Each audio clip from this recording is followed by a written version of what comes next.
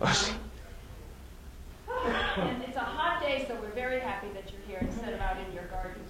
This is our annual open house, and so for those of you that haven't seen the house afterwards, we'd invite you to take a tour and also to look to see what we have in our exhibit, because we have a new exhibit that John will tell you about after the program.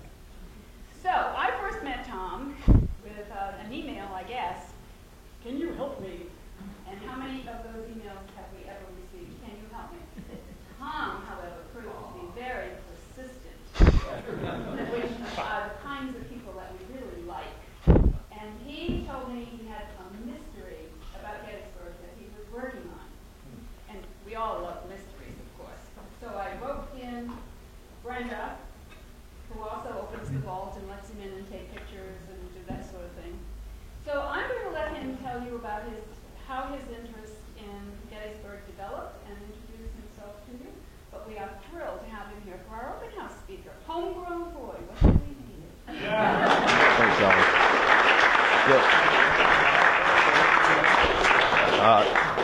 Like Ellen said, my name is Tom Foley, and this afternoon I'm going to be talking about the mystery of the monument to the 149th Infantry at Gettysburg, which has disappeared from the battlefield.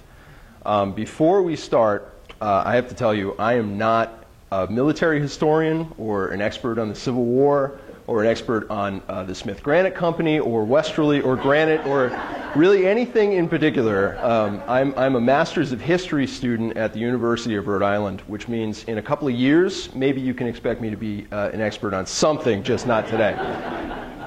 In any event, I appreciate you being here with me today, and I hope you enjoy this presentation as much as I've enjoyed researching it. So, that being said, we have some work to do. I've got some goals for this afternoon. Number one, I want to give you a general overview of the battle at Culp's Hill and how its defense really saved the Union line at Gettysburg. I also, here I go. I'm already doing this wrong, right? Number two, I want to clear the Smith Granite Company's name in the controversy over the rejected monument to the 149th. Okay? That's really why it is. I want to defend the hometown honor, you know. Number three, I want to discuss the search for the original monument. Like I said, it's gone missing and nobody knows where it is. So this is going to take about an hour, so I'm going to go real fast, and I apologize for reading a lot of this, but you know, I'm not that good yet. So part one, the defense of Culp's Hill. In spite of a string of Confederate victories, things are not great for the Confederacy in the spring of 1863. General Robert E. Lee, commander of the biggest Confederate army in the East, the Army of Northern Virginia, and the Confederate higher-ups know that they have to make a big move soon or risk being strangled out of existence by the Northern blockade. Their idea was to win a crushing victory somewhere north of Washington, D.C., and hopefully bring the Union to the peace table. On June 3rd, 1863, that's going to be 155 years ago next week, Lee begins to march his troops north and crossed into Pennsylvania on June 15th. Here's Robert E. Lee. Their opponents here are the unlucky Army of the Potomac under a brand new commander as of June 30th, 1863, George Gordon Meade.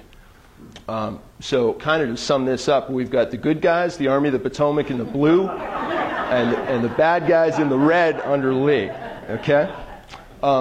I'd also like to say a special thank you to Mort Kunstler, who sent us a specially formatted version of his painting with a rebel yell to use today. So that's really cool. Okay. The two armies are going to meet on a ridge north and west of the crossroads town in southern Pennsylvania, Gettysburg.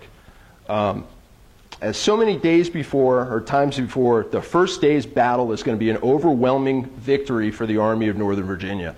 Union troops from two corps withstood the rebel onslaught for 2 hours before ultimately being outnumbered and having both of their flanks turned. They're going to retreat, make a hasty retreat through the town of Gettysburg for the heights south of the town. It's this big hill right down here with a cemetery on top of it, aptly called Cemetery Hill. For reasons argued to this day, with the Army of the Potomac on the ropes, the Confederate attack stops. The Confederates do not make a move on either Cemetery Hill, which is hastily being fortified by the remnants of the 1st and the 11th Corps, or the unoccupied hill a little bit to the east, which is Culp's Hill, and that's what we're going to talk about today.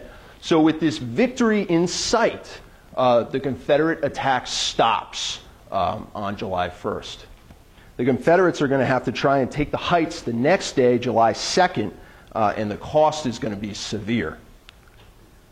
At 6 a.m. on July 2nd, the right flank of the Union Army is reinforced by the 12th Corps. Among them is Greene's brigade, the 78th, 60th, 102nd, 149th, and 137th New York. This is our guys right here, the 149th. So they tie in with the 1st Corps troops up here at the summit of Culp's Hill, and they're going to stretch down into this lane right here, which is called Spangler's Lane, and that's their line of supply and reinforcement. Okay. When the guys got up to Culp's Hill, they enjoyed a short rest under the shade of the trees. That's what we're told. The landowners, Culp and Spangler, have used the hill to graze their livestock, and they use the trees up there as a source of lumber. So they tend these trees, they prune them to grow straight and tall, and as a result, it's wooded, but you can see for a long way underneath the trees, and that's going to be important as we go along.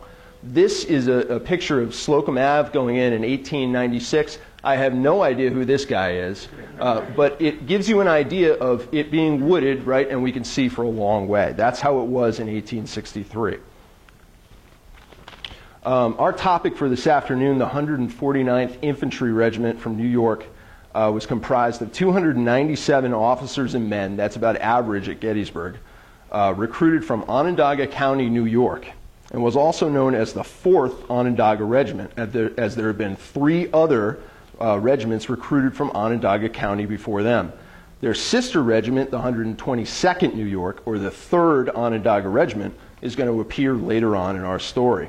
The 149th New York was sworn into federal service in Syracuse in September 1862. They're going to miss Antietam, but they'll fight at Chancellorsville and at Gettysburg. They're going to fight at Lookout Mountain with the Army of the Cumberland and marched with Sherman to the sea in 1864. The commander of the 149th at Gettysburg is this guy, Colonel Henry Barnum, born September 1833. That makes him 29 years old at the Battle of Gettysburg, and he's commanding a regiment.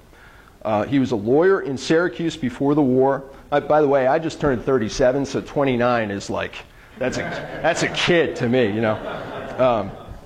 So he's a lawyer in Syracuse before the war, and as a major of the 12th New York, aka the 1st Onondaga Regiment, he's wounded and presumed dead at the Battle of Malvern Hill. And believe it or not, a body that they thought was his was buried in Syracuse before they figured out that he was actually still alive and was a prisoner of war.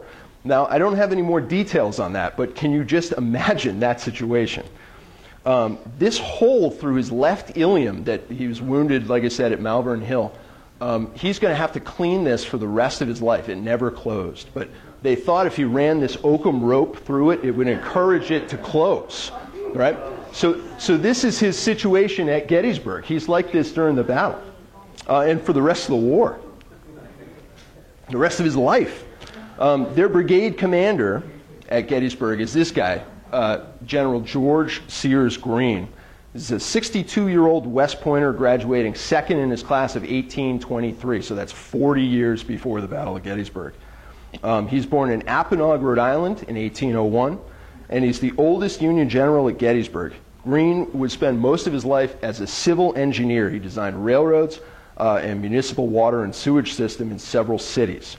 Greene is a distant cousin of General Nathaniel Greene of Revolutionary War fame, and as I'm sure everybody here knows, also a Rhode Islander. This photo right here is Greene at 92 years old, still fits into his Civil War uniform. Okay, so I'm going to do the second day at Gettysburg in about 3 minutes, okay? So we'll try it. From 5 miles up, it looks like this. Longstreet's corps on the bottom, by the way, the Army of Northern Virginia has 3 huge corps, whereas the Army of the Potomac is split up into 7 infantry corps. So we get to talk about 1, 2, and 3 here. Longstreet's corps makes this assault on the Union left flank, and after some heavy fighting in what's called the Devil's Den and the Wheat Field, General Meade, who's the commander of the Army of the Potomac, draws on his reserve force, the 5th Corps, and brings them over to support the left. When that doesn't prove enough, he draws on troops in the middle of his line on Cemetery Ridge in the 2nd Corps to go over and shore up the left again. About this time, we've got the 2nd Corps of the Army of Northern Virginia attacking the center, coincidentally, right where the hole in the line is where Meade took troops from to support the left. All right? Meade, in a panic, takes everybody off, well, maybe not in a panic, but it takes everybody off of his right, off of Culp's Hill, to go and try and plug the hole in the center of the line and shore up the left. Now, he wants the whole corps. He wants the whole corps, which is the 2nd smallest unit in an army, right? But he, after some back and forth, he's convinced to leave a lone brigade, that's Greene's brigade, that's our guys, up there to literally hold the fort on Culp's Hill. Now, Meade knows that this is going to dangerously stretch out his line. These guys that are left up on the hill are expected to stretch all the way down here and fill in that line that the whole corps just occupied a couple of minutes ago. So, you know, where they're used to fighting 2 guys deep, shoulder to shoulder, now they're going to have to stretch out to a couple of feet apart between guys and try and hold this line. It's crazy.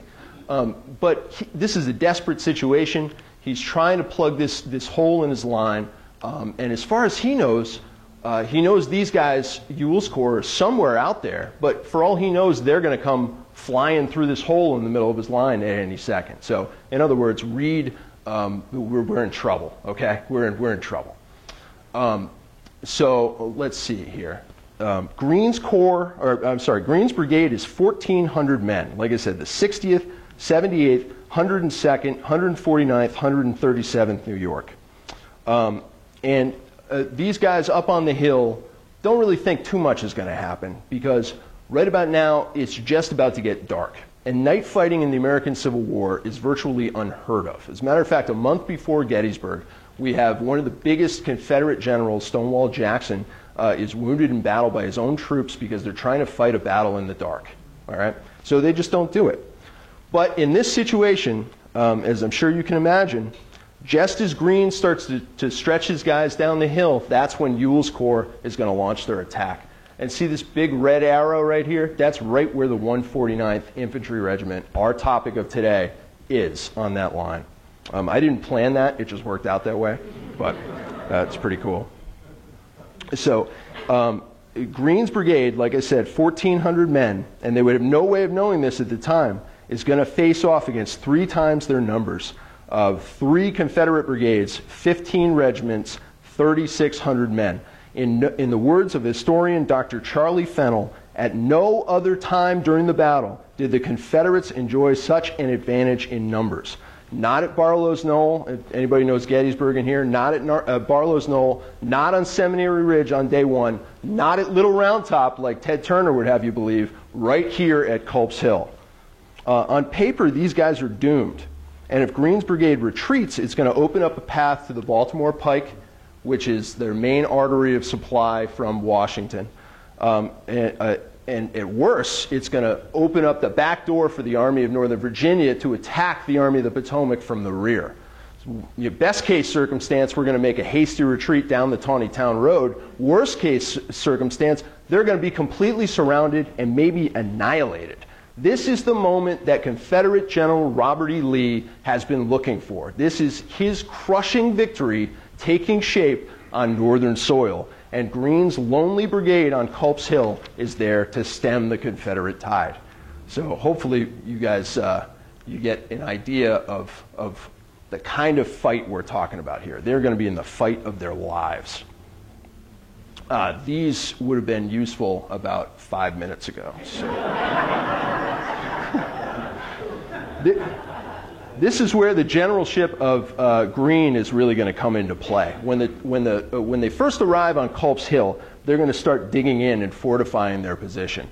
All right, we're building trenches, which is where you dig down into the earth, and earthworks that you build up in front of you. And they're felling trees to put on top and all kinds of stuff.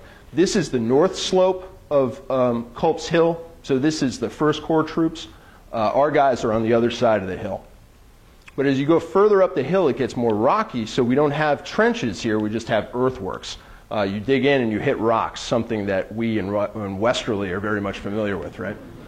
On the other side of the hill where Greene's brigade is, we have nothing but bedrock, okay? So they have to build all this stuff up in front of them, using stones and earth and cordwood and trees and whatever they can throw up there. We are lucky to have these pictures of what these things actually looked like in 1863, because this dude right here, Matthew Brady, took pictures of them a couple of days after the battle. The really cool thing about this picture is you can see these headlogs on top, which you could fire over the earthworks, right, underneath that log, and the log would protect your head from the enemy. So this is a true fortification at Greene's Line. This rock right here is actually still there. You can go find it. And I think that's just cool. So if you're a total nerd like me, go to Gettysburg and go find that rock. Okay, so here's the fight for Culp's Hill. Earthworks and trenches, no matter how big they are only going to be as good as the guys you have trying to defend them, right? And Meade had just seriously weakened this line, taking 90% of these troops off the hill. All right, and you can see nope, don't see that. Don't see that.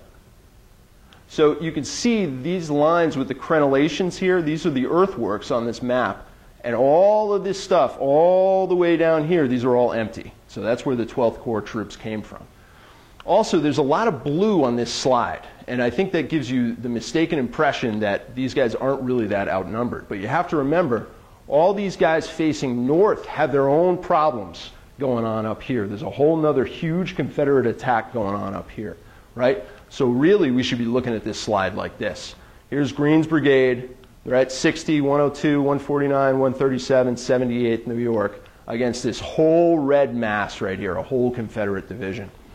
So like I said, just as the 137th New York, that's these guys right here, stretched down the hill and faced northeast across the breastworks, the Confederate attack commenced. And what follows is a crazy, desperate fight, often at point-blank range, as Greene's New York Brigade fights for its life against this overwhelming mass of rebels. And remember, this is now about 9 p.m. in the woods, and the only way you can see anything is by muzzle flash. Before long, the Confederates figured out that there's nobody in these trenches down here. So this brigade under Stuart is going to start coming at Greene's right flank on both sides of the trenches. And they're actually going to use this stone wall here and get behind it and use it as their own fortification along the line.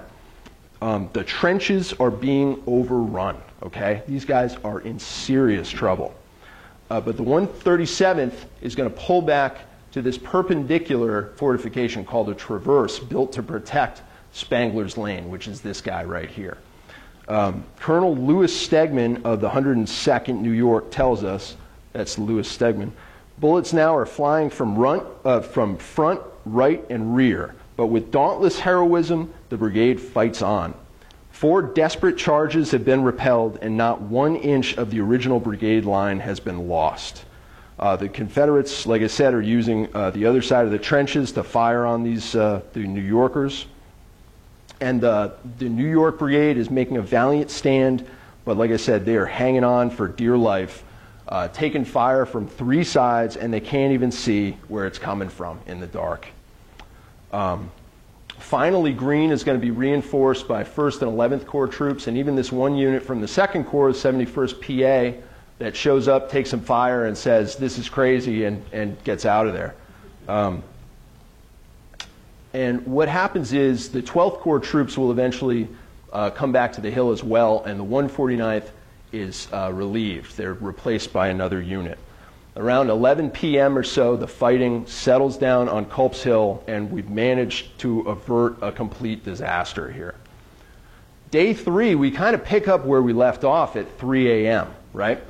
You've got all these Confederates trying to overwhelm Culp's Hill, and guys under the 12th Corps and the 6th Corps are trying to throw the rebels off their earthworks. And what follows here on day 3 is the heaviest, longest sustained fighting at Gettysburg. From 3 a.m. until 10 a.m., 7 hours, these guys are going to go back and forth. In the daylight, the bad guys get a real good shot of the fortress they're trying to assault. But rather than intimidate them, it's going to whip them into a frenzy. As a side note here, you can clearly see, we can see all the way to the top of the hill. Even though it's wooded, there's no undergrowth at all. The 149th is sent back into the works around daybreak. The Union troops that day used a savvy tactic where once a regiment in the trenches is out of ammunition, it will be replaced by a whole fresh regiment. So rather than try and resupply these guys under fire, they're going to pull the whole regiment out and just replace them with another unit. This way you can keep the troops relatively fresh behind the hill and only expose them to fire for short periods at a time. The problem is, in the daylight, these guys are going to be exposed to Confederate fire coming in and out of the trenches because they can see them coming in and out. Just to give you an idea of how hot this fight was, the 149th flag counted 80 bullet holes in their flag, and the flagstaff was shot in half twice.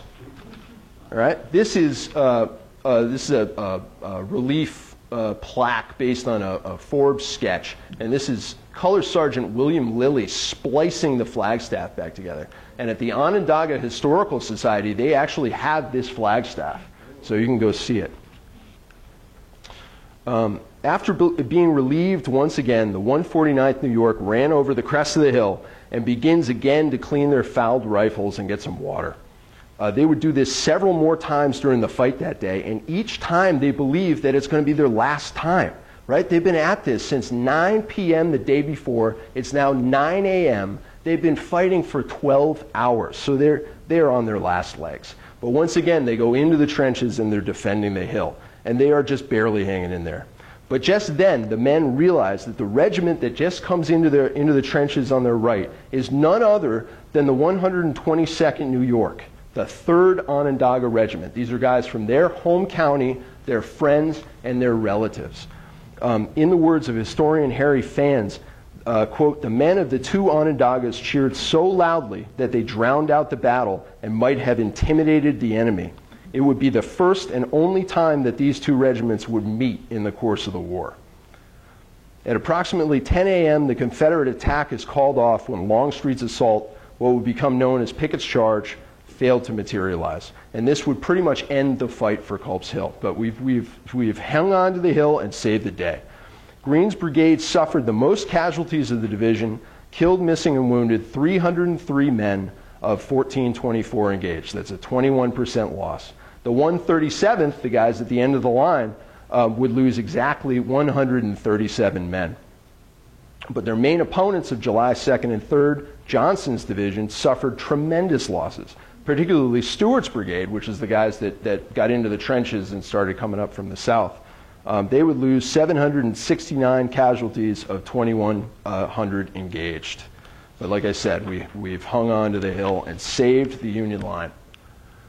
Pretty much everybody knows what happens at the end of Gettysburg. And in case you don't, I'm sorry for ruining the ending. But day 3 ends with what's called Pickett's Charge, a failed assault on the Union center. And by the morning of July 5th, 1863, the Army of Northern Virginia has pulled out of Gettysburg, headed for home.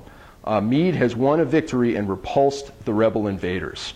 Gettysburg is regarded as both a high water mark of the Confederacy and a major turning point in the entire war. So there you go. There's part 1, Culp's Hill. Excuse me while I take a drink here.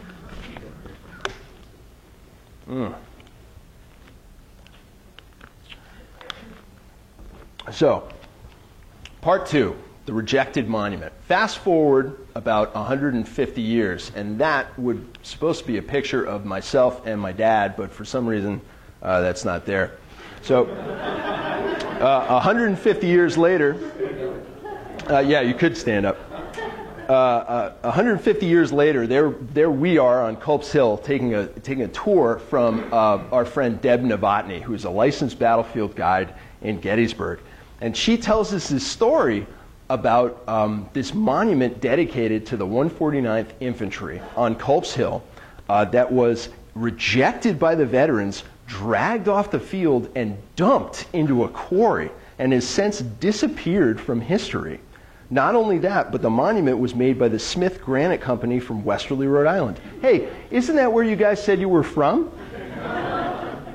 You have our attention, Deb. So me being me, I started digging, and before long I come across this article in Gettysburg Daily by historian Tim Smith about rock carvings at Gettysburg. In this photo on the right, Tim is using chalk to trace a carving by this guy J.E. Thompson, who turns out to be Joseph Thompson, an employee of the Smith Granite Company, who was sent down to facilitate the installation of Smith Granite monuments being made for the 25th anniversary of Gettysburg and the big reunion there. This I love because Thompson is a Smith employee, and rather than write on the rock where he wants the monument placed or put a flag up or a sign, he carves his name into the rock. Now, how westerly is that? And this is from the Narragansett Weekly, talking about these guys being sent down to Gettysburg. Tim Smith's article on rock carvings in Gettysburg confirmed the story we heard from Deb Novotny, the guide, about the original 149th monument being rejected and dragged from the field. Tim Smith also says that the monument is no longer anywhere on Culp's Hill, in a quarry hole or otherwise. It has disappeared, vanished from history. If we back up a little bit, the 1880s saw the bulk of the monuments at Gettysburg as state governments started to provide the funding. In 1887, the state of New York is going to appropriate $1,500 for each New York unit that fought at Gettysburg to erect a monument on the field. And also a commission to oversee all this. It's called the New York Monuments Commission. Currently, there are 87 monuments to New York organizations alone at Gettysburg. So $1,500 in 1888 money equates to $40,000 apiece in 2018 money. So every one of these units at Gettysburg is going to get 40 grand to put up a monument. That's pretty cool. One of the most prolific salesmen of monuments was Smith Granite's very own William Van Amering. One article claims he had a hand in 167 monuments at Gettysburg. Van Amering is born in Providence in 1850, and the 1870 census lists him as a drummer, which I had to look up, and Webster's dictionary says it means a traveling salesman. So I'm a guitar player, so that didn't mean anything what I thought.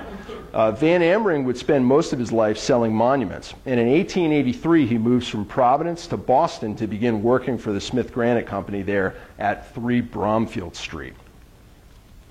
At some point he purchases the Smith Granite offices in Boston and starts his own business, the Van Amridge Granite Works, which incorporates in 1899. He promotes himself as also representing the Smith Granite Company here. So it's unclear when those two things became separate entities. It is clear that Van Amridge used other granite suppliers after he started the company, not Smith exclusively. In 1906, Van Amridge moved his offices to 172 Tremont Street, that's on the bottom, which is right on the Boston Common, so it's really nice. So it looks like he was doing pretty well for himself. Van Amering is not only a particularly adept salesman, he's also an expert on the Battle of Gettysburg. A 1909 Boston Post article claims that Van Amering was, quote, more familiar with the famous battlefield than any man in the country, end quote. And he was practically Gettysburg royalty at the turn of the century, being an honored guest and orator at many dedications. Now I tell you this because Van Amering was a very well-respected figure in both the Gettysburg and the monument community. And it's also to say that we have many examples of his work and the Smith Granite Company's work, as you well know, still extant. Smith and Van Amering knew how to make a monument. By 1888, Smith has been producing monuments in Gettysburg for over 20 years. So there's our guy. And this, despite what it says up here, the Gettysburg Address Monument, this is the monument to the U.S. regulars at Gettysburg. So I'm not really sure what they were doing there.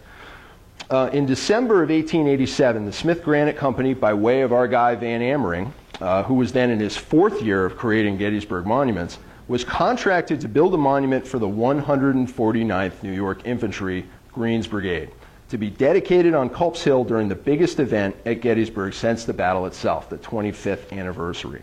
The monument is going to be 4 pieces, all right, 9 foot 9 inches high, 6 feet 2 inches wide at the base with bronze fixtures. And you can see there's a rucksack, canteen. This is the New York State medallion, the seal, and this is the star, the symbol of the 12th Corps. The Smith Granite Company charges the New York Monument Commission $1,500 for this monument, and it costs them $230 to produce it. Now that's a nice profit margin, all right? Now we've all seen the kinds of monuments that Smith Granite Company has produced. How does this monument stack up to the ones you see? And as we go through here, I want you to compare what you've seen in the past to this monument that is being built for the 149th. Let's see what it actually looked like in real life. These 2 pictures were discovered by Tim Smith, who on top of being a guide is the research historian at the Adams County Historical Society. And it shows, these 2 pictures show the monument in 1888. It wasn't there for very long, but unbelievably we have 2 pictures of it. They were taken by Tipton. What's really cool about these photos is, see all these chips on the bottom and all that stuff? I'm pretty sure that's like remnants of where they leveled the bedrock to be able to place the monument. Is it just me? I get a kick out of that stuff. Right? Now, you know, it's westerly granite, so I'm sure it was beautiful. But the design of the monument itself is not very appealing, right? It looks like a kid's thumb that has spent all day in the pool, right? It's not good. So the veterans of the 149th Infantry kind of felt the same way. This quote is from Captain George Collins of the 149th, chairman of their monument committee, and this was written in November of 1888, which is 5 months after the reunion. So he's had a chance to kind of cool off, okay? Quote, during the first day of our visit, all the members of the 149th Regiment, except our party, visited Culp's Hill and took a look at the monument which had been prepared by the Smith Granite Company for our acceptance and dedication. In the evening, as the members of the regiment gathered around the hotels and their places of lodging, the merits of the monument was the subject of discussion, and with one voice it was pronounced not in compliance with the terms of the contract for its erection, and unworthy of our regiment, especially when compared with other monuments erected in its vicinity for the same money. In the morning, after careful inspection by the members of the committee, it was unanimously resolved not to accept it, and a formal protest was drawn and delivered to the members of the New York Monuments Commission against its acceptance by them. Now, like I said, this was 5 months after first seeing this monument, so he had a chance to cool off. Let's see what he said at the reunion itself. Further information is gleaned from this article that was telegraphed from the reunion itself, from July 3rd, 1888. So, quote, the monument is smaller than was called for and in character an abortion in the opinion of the regiment. Holy cow. All right, so it looks like we've got 4 major gripes with this, all right? Number 1, it's out of compliance with the contract. Number 2, it's too small. Number 3, it's ugly. And number 4, it isn't comparable to the other monuments made for the same money. So let's unpack that a little bit. So the first thing is it's out of compliance with the contract. Now, unfortunately, we don't have the contract. But we are very lucky to have the Smith Granite Company order books. So let's see what the order book has to say about this. Compare this to what they got. All right? So in my eyes, these 2 structures are pretty much identical. All right? But Collins insists that this is smaller than this. Is that true? Yes. It is? Yes. You can see it? Yes. Because I couldn't see it. So It's missing a couple of foundation stones. you guys are so good. You guys are so, well, for me, I had to go in and use this special program designed to measure things in a picture, okay? So it turns out the medallion in this picture, every New York monument at Gettysburg has a state seal medallion, and they're all uniform size. They're all 18 inches. So using that as a point of reference, I mean, I really went into this, man. I figured out how tall this thing was supposed to be, and I keep coming up about 1.5 feet short of what we're supposed to have, 9 feet 9 inches, right? Well, check it out. We've got one, and you guys already figured this out, but we got 1, 2, 3 stones on the left, and 1, 2, 3, 4 stones on the right. So sure enough, they're missing a piece. But what happened to it? Did they leave it on the roof of the train like so many coffee mugs in my life? As it turns out, there were 11 monuments made by Smith Granite Company that got shipped to Gettysburg for the 25th reunion. The 149th monument was one of only 2 that didn't have this mark on them, on the sketches, right? It says Gettysburg Granite on the bottom. So that to me says that the bases are going to be made by somebody in Gettysburg out of Gettysburg Granite, right? The 149th doesn't say anything, which to me means that, like the rest of the monument, it's going to be made out of Westerly granite here in Westerly, right?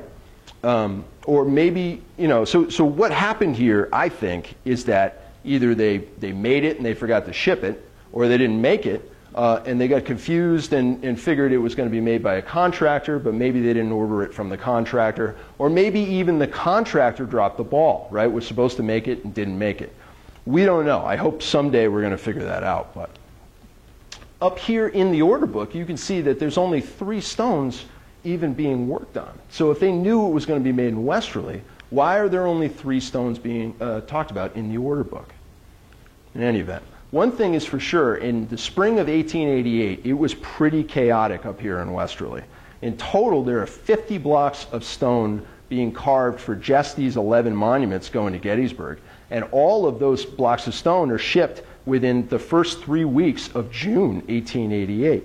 And we're not talking about FedEx packages, right? I mean, this is serious work. So even if Smith forgot to ship the thing, it's not enough to make them as mad as they are. Accidents happen, right? I mean, we can make a base and replace it. For me, that doesn't justify why they're so upset.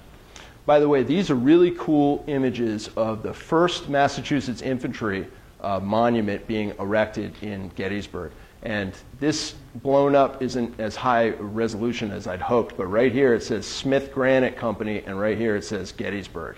So I think that's really neat. The last 2 gripes we've got, it's ugly. And like we said, I mean, there's just no arguing that. Anybody that's ever looked at that picture is going to have the same opinion.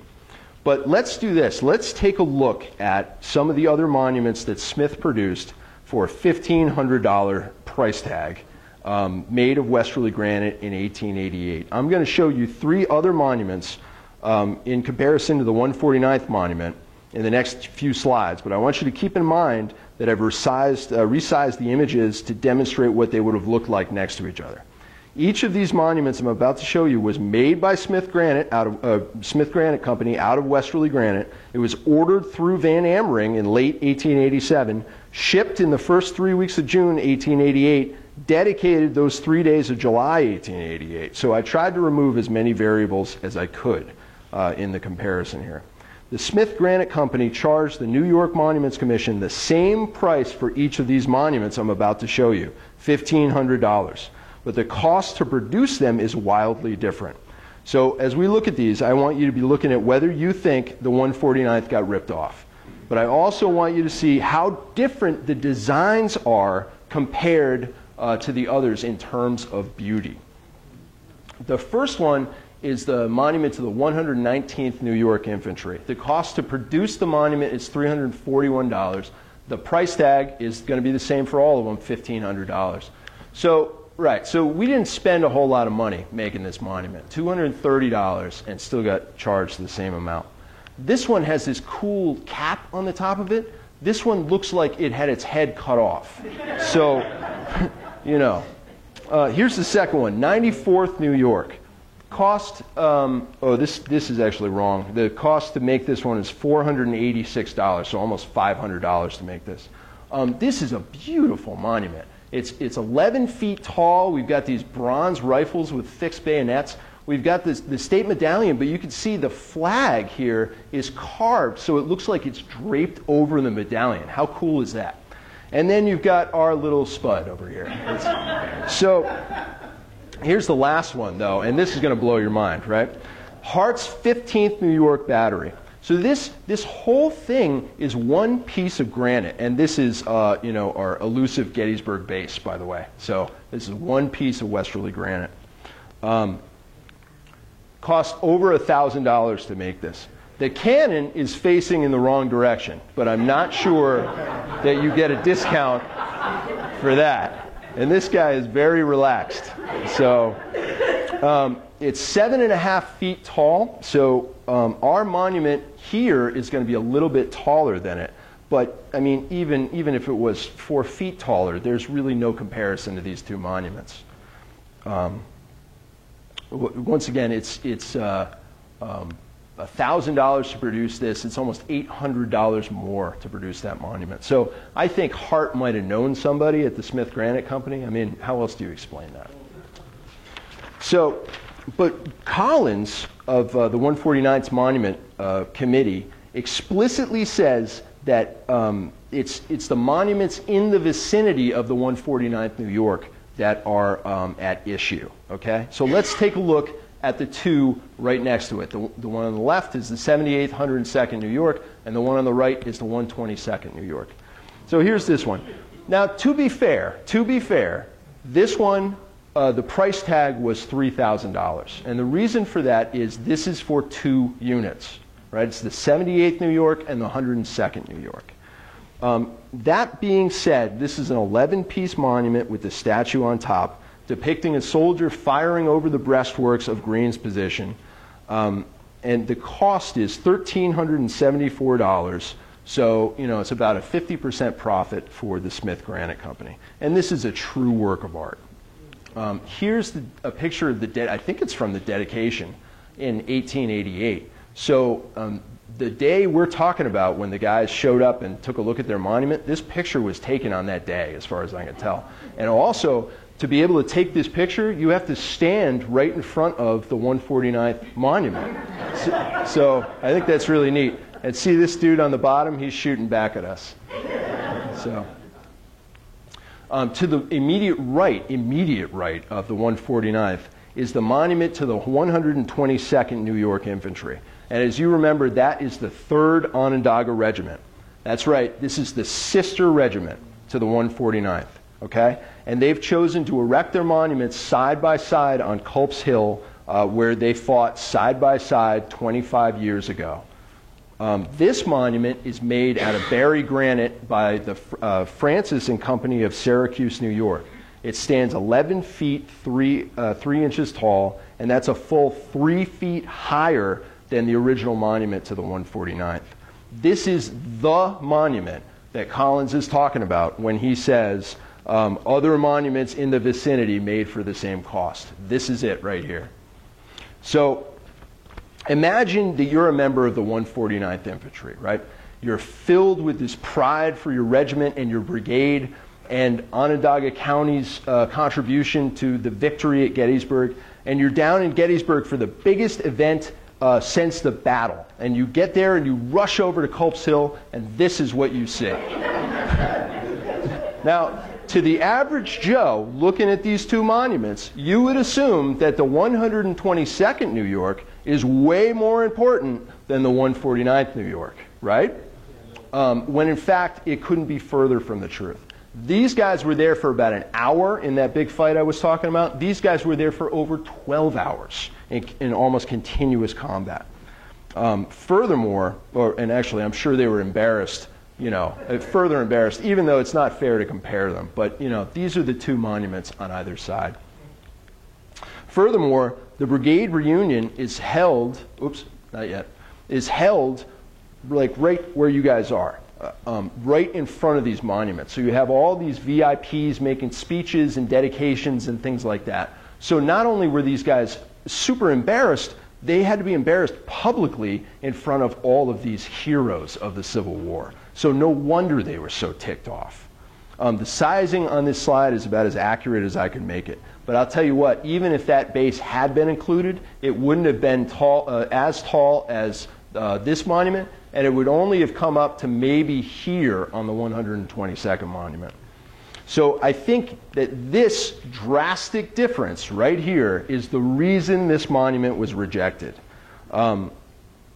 It had nothing to do with the price. Everybody paid the same price. And the 149th New York didn't even pay for the monument to begin with. It was the New York Monuments Commission, remember. It had little to do with the contract because it looks like that was pretty much spot on. But it had everything to do with the fact that these two monuments of the sister regiments are right next to each other and would be compared for all eternity. As a final piece of evidence, the modern monument dedicated in 1892, this is the replacement monument right here, is made by Francis and Company of Syracuse, New York, the same guys that made this monument, and it's a full 5 inches taller than the 122nd. So let's take a look. Were these gripes legitimate? Number one, was it in compliance with the contract? We don't know, but it matched up pretty close to the order book. It's too small, and as you guys immediately figured out, it was missing a piece, which I'm still very impressed with. It's ugly. Yeah, sure it was. But here's the kicker. The design of this monument is so far out of character for Smith and Van Amering that I'm going to put it out there that the 149th may have been responsible somehow for the design. These guys, Smith has been making monuments at Gettysburg for 20 years. And is not in the habit of making ugly monuments. That's really bad for business, right? So something obviously happened there, and I'm going to dig until I figure out what it is. Number four, and probably the most important here, is it's not comparable to the other monuments made for the same price. Well, I think Smith is definitely guilty of having an inconsistent product for that static price of $1,500, but I'm not sure that's a crime. I'm not sure trying to make as much money as possible is a crime here. Unfortunately, the New York Monuments Commission didn't agree with me, but as far as I'm concerned, these guys are acquitted. Like I said, these guys, Van Amering and the Smith Granite Company, took the fall for the 149th's embarrassment at having a smaller monument than the sister regiment. But it's only in comparison between those two monuments that specifically any faults can be are apparent. I also believe that Captain Collins of the 149th Monument Committee latched onto the fact that there was a missing piece, which made it, quote, not in compliance with the contract, end quote, as a way to get a refund and build a monument at least equal to the 122nd without having to pay for a second monument. And like I said, they agreed with me. New York Monument Commission got a refund from Smith and paid Francis and Company to erect that other monument in 1892. So now the last segment of this is where is it? And the short answer is nobody has any idea where it went. But we're not talking about a small piece of stone. So, it had to go somewhere. And the fact that the whole monument was replaced is very unusual and is a very well-known mystery in Gettysburg lore. Our new friend Jeff Harding, I did a lot of work on this, you can tell. Our new friend Jeff Harding, who's a licensed battlefield guide in Gettysburg, turned up 5 very cool letters about the 149th's original monument in Park Archives, giving us a snapshot of activity in August 1898. The information about the monument's whereabouts was hearsay until Jeff unearthed these letters a couple of weeks ago. On a side note, Jeff is researching the 78th and 102nd monument. So what are the chances we'd be doing monuments right next to each other at the same time? The first letter is dated August 4th, 1898, which is 10 years after the monument had been rejected. This letter is from Emor Cope, who's the engineer of the Gettysburg National Military Park Commission, to John Nicholson, who's the chairman of that commission. So this is John Nicholson is basically the head honcho at Gettysburg Park. In this letter, we get a whole cache of information. The first one is the monument is, quote, at Bushman's Quarry. So, and also that Spangler is going to keep an eye on it. You remember me talking about Spangler's Lane during the battle? That's the same Spangler. So there's the answer to our question. In 1898, the monument is at Bushman's Quarry. So, unfortunately, we have another 100 years to go to figure out where it is now. We learned that the bronze has been removed by another Smith granite salesman. His name's James Roach. And he's been trying to sell the monument to this woman, Mrs. Miller, in Gettysburg. Lastly, Cope is telling everybody that the monument belongs to John Nicholson, which is really interesting because he seems to be identifying Nicholson personally as the owner of the monument. So let's see what else we can learn. This is the second letter. It's from the aforementioned Mrs. Miller to Emor Cope. By the way, this guy's name is Emor. And we can infer from this letter that Cope has been asking around town to see if anybody's going to buy the monument or intends to purchase it or whatever. Miller says, no, nobody I know is going to purchase it. But by the way, it's in the field next to the quarry, not the quarry itself. So that's good stuff to know.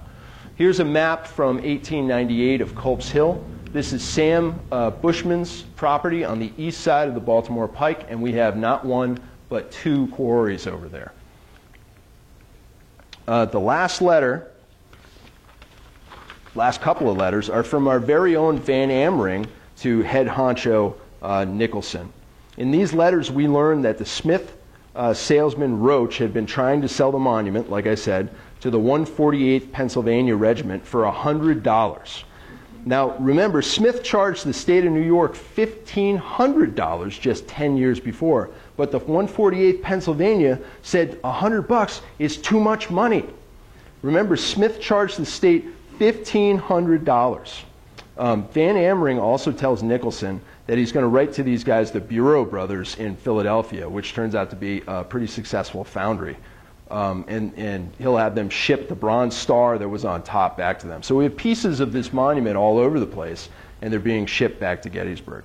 Lastly, Van Amering tells Nicholson, quote, "The monument is now yours to do with as you deem best, and I trust the matter is now left is satisfactory to you."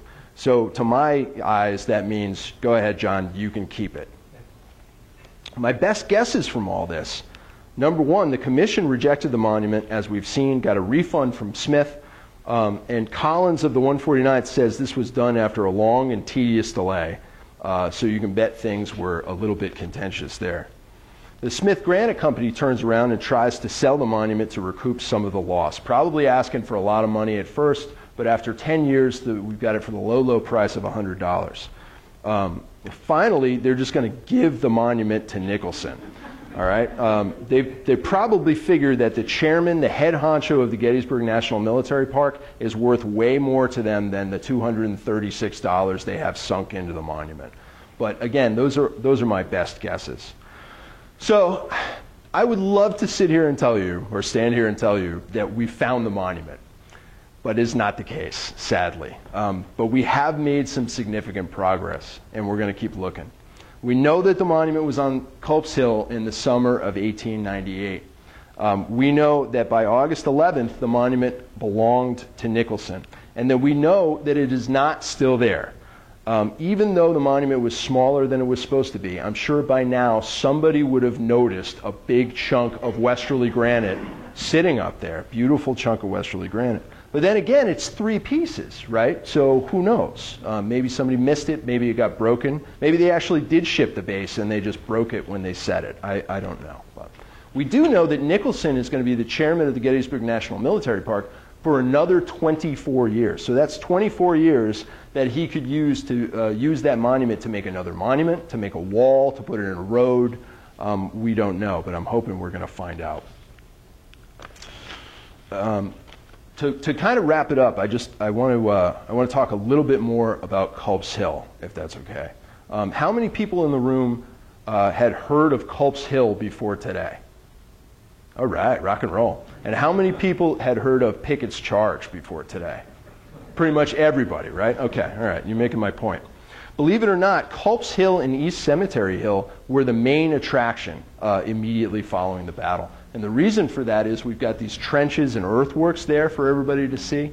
And we have trees all over the place with bullet holes, right? Everywhere, everywhere.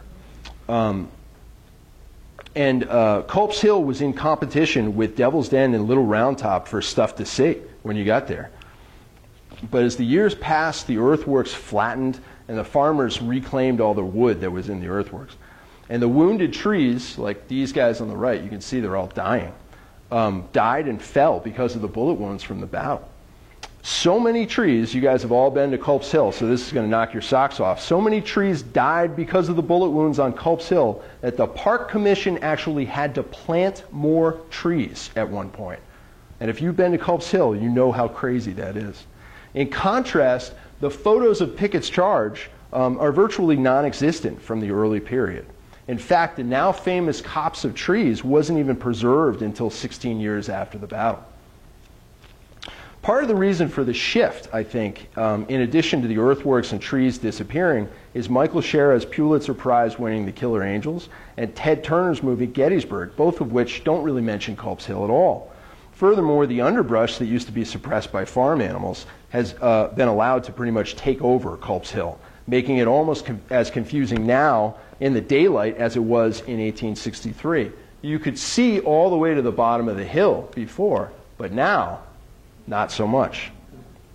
In contrast, the scene of Pickett's charge, one of the highlights of the movie and the book, is this open, sweeping, beautiful vista. And it's easy to understand. The Rebs were way over here, they came over here, there was a fight, they went away. That's the end of the story of Pickett's charge. Rhode Island, too, has pretty much forgotten her hero of Culp's Hill. General George Sears Green's statue stands on the summit of Culp's Hill directing troops to reinforce the earthworks. Green passed away in 1899 at the age of 98 and is buried in a small family cemetery in Apponaug. His son, Brigadier General Francis Vinton Green, brought a 2-ton boulder from Culp's Hill to serve as his father's tombstone. All of the other tombstones in the cemetery face east-west, but Francis Vinton Green faced his father's stone to the south, towards the traverse on Culp's Hill and the enemy, and reminding us, like Sergeant Lilly of the 149th New York, keep your colors up. And that's it. I'd like to say a special thanks to Babcock Smith House for inviting me to do this talk, and all the historians here that helped me along the way, but especially Brenda Linton and Ellen Madison, who answer my crazy emails at all hours, the Westerly Public Library, Tim Smith, Gary Edelman, Greg Goodell, John Heiser in Gettysburg, Mort Kunstler, as I said, my licensed battlefield guides in shining armor, Deb Novotny and Jeff Harding, my wife Maggie, who couldn't be here today but puts up with me on a daily basis, and my dad, who has been my partner in crime on all of my research adventures. So thank you very much, guys.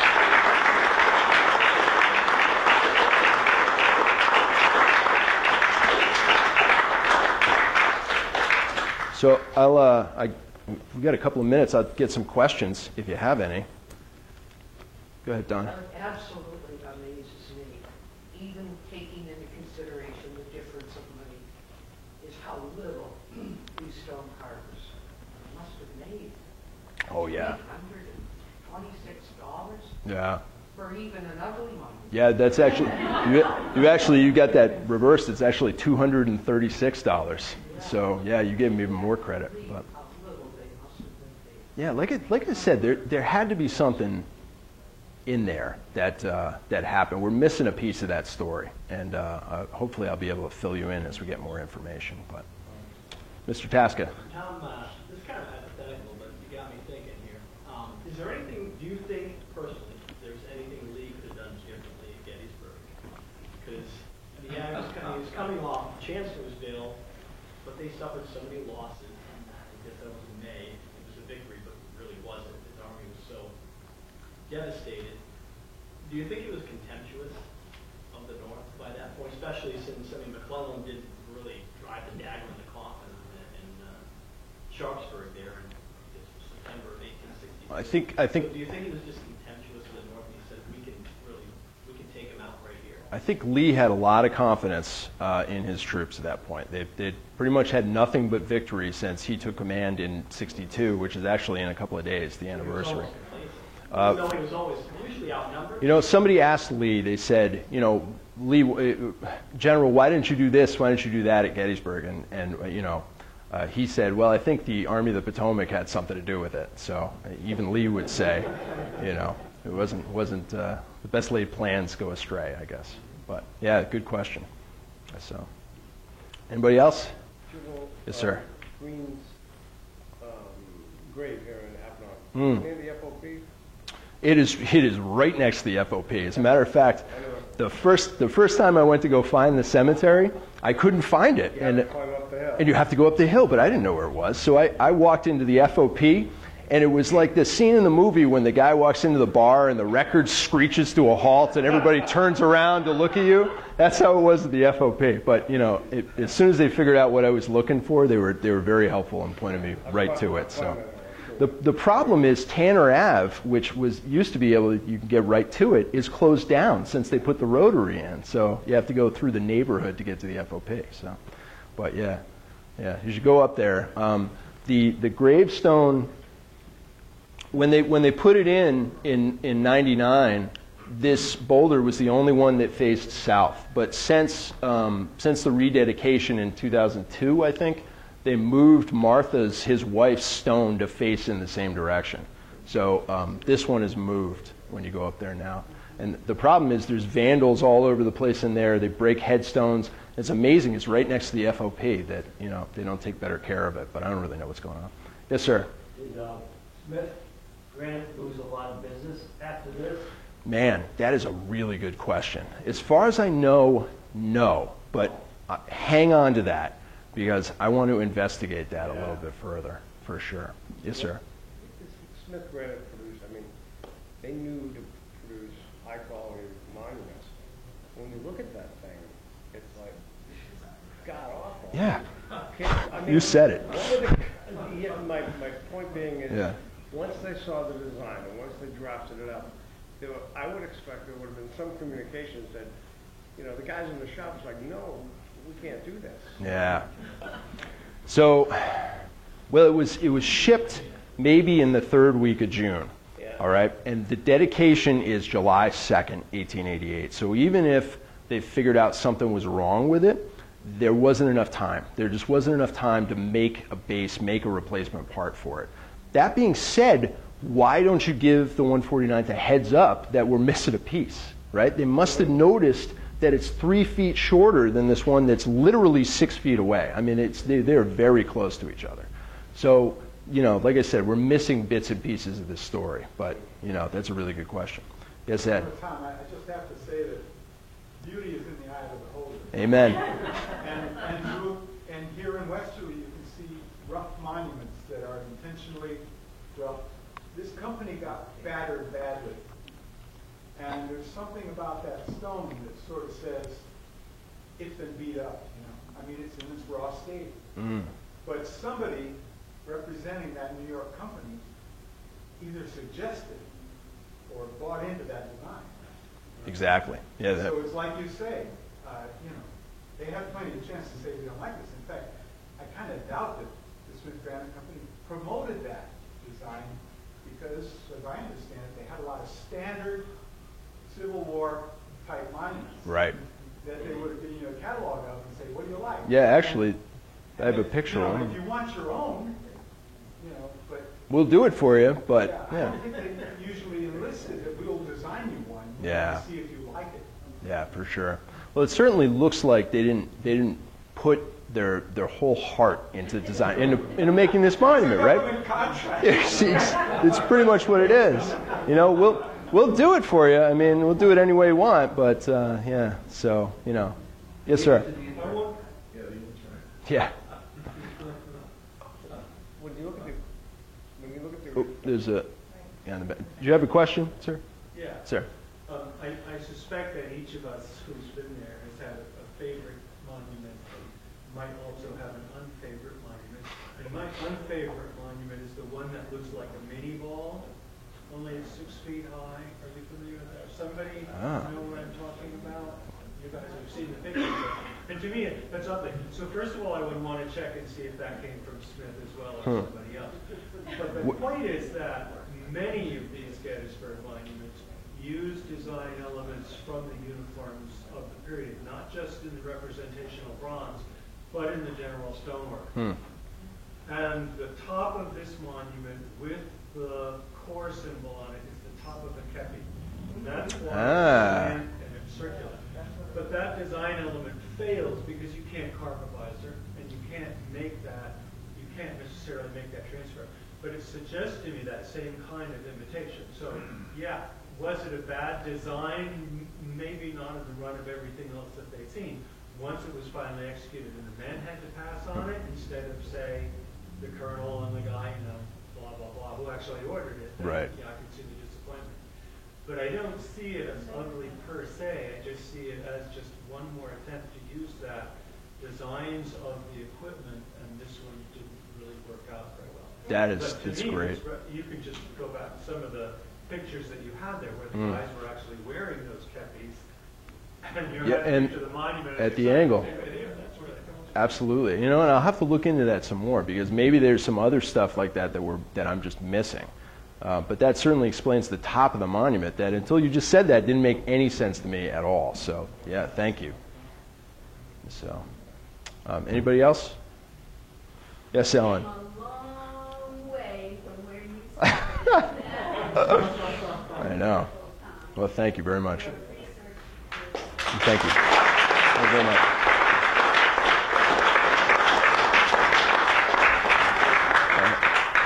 I think we're doing tours of the house. Is that right, Tony? Sorry, John. Go ahead. Just want to let you know, today is also a special day because I'll tell you a brief story. About 5 years ago, a brown manila envelope came to the museum, and in it were 3 photographs.